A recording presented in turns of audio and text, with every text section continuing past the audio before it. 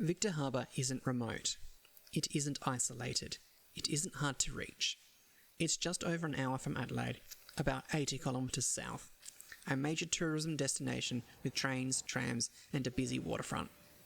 But public transport here tells a different story. I grew up in Adelaide, not right in the middle, in one of the more slightly remote pockets. If you don't drive even there, it can be difficult to get around. In a regional place, it gets harder. Harder again if you're a tourist. Because the glossy marketing wants you to come to the south coast. Sometimes it's called the Encounter Coast, or simply Victor. There's beaches, Granite Island, steam trains, cafes. All the things you kind of need for a nice coastal town. But getting here from the airport? That's a few awkward steps. And then there's getting around once you arrive. That's a bit of a dance. Which is why so many opt for a hire car, or gamble on a taxi, or open the Uber app and hope something appears on screen. Some regional towns still don't do ride sharing at all, and this is where a public bus should come in. You might think you could catch something here, a piece of transport I mean, and you can, just to Granite Island. The famous Victor Harbour horse-drawn tram runs across the causeway, pulled by big Clydesdales. It's one of the most photographed experiences in South Australia. It's charming, it's historic, it works. Or maybe you're looking for something that gets you here from Adelaide.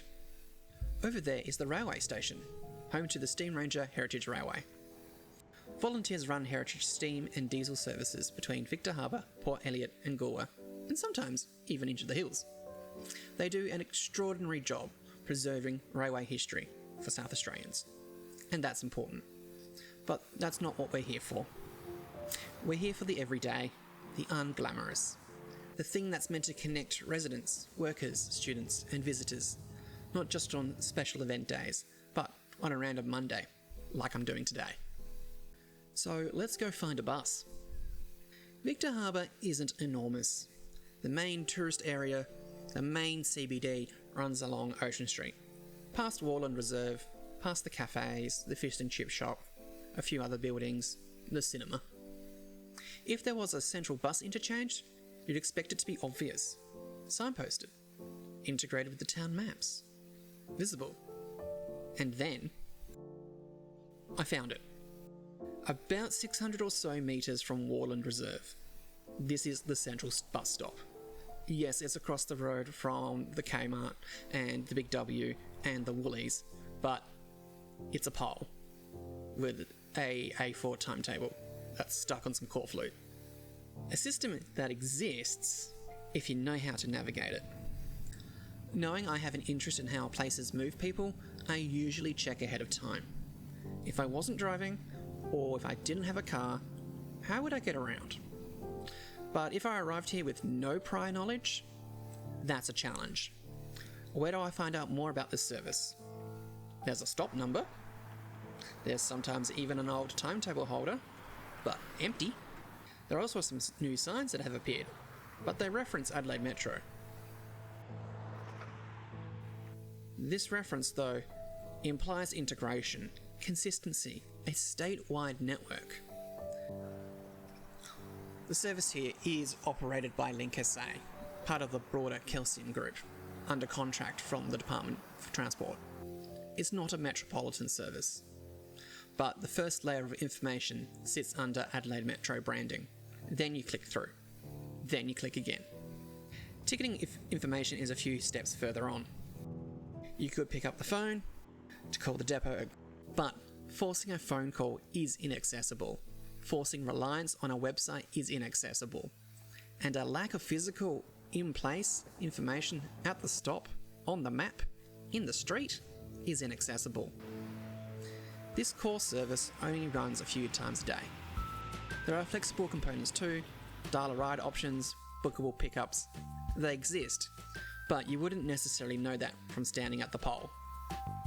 The information is there, it's just not here. And to be clear, the buses do run. I saw 4 run in service. I rode 2 of them, but I didn't board from stop 1, I boarded from stop 2. On my trip, the timetable gave me about 2 hours in Goolwa. Enough time for lunch, enough time to walk around and explore the shops. I was one of about 3 passengers on the bus. The connection exists, is reasonably well timed, it's functional, but it doesn't present itself as part of the town. It's hidden. The bus connects Victor Harbour with Goolwa, with the longer distance services towards Adelaide, and with Cape Jervis, where you can catch the ferry to Kangaroo Island. There is integration in theory. From Seaford, you can connect to the Metropolitan train line into Adelaide. And remember, there is a railway station in the middle of Victor Harbour. This region was part of Australia's first public railway. In the 19th century, trains linked Goolwa, Port Elliot and Victor Harbour. Regular services to Adelaide continued into the late 20th century, but by the 1980s, those services had ceased. The final Adelaide to Victor Harbour passenger run operated in the mid-1990s, with Steam Ranger at the helm. Since then, no regular rail connection to the capital. It also did take a bit of a while, so it's understandable, but still. The issue here isn't absence, it's legibility. The buses run, the routes exist, the connections technically integrate, but the system hides itself. Infrastructure is intent made visible. When a system is clear, present, and confidently signposted, it tells you that you belong. When it's tucked away, reliant on prior knowledge, or hidden behind a chain of links, it tells you something else. Mobility isn't about just moving from A to B, it's about being seen, being guided, being included, and in a town that marks itself so confidently to visitors, that distinction matters.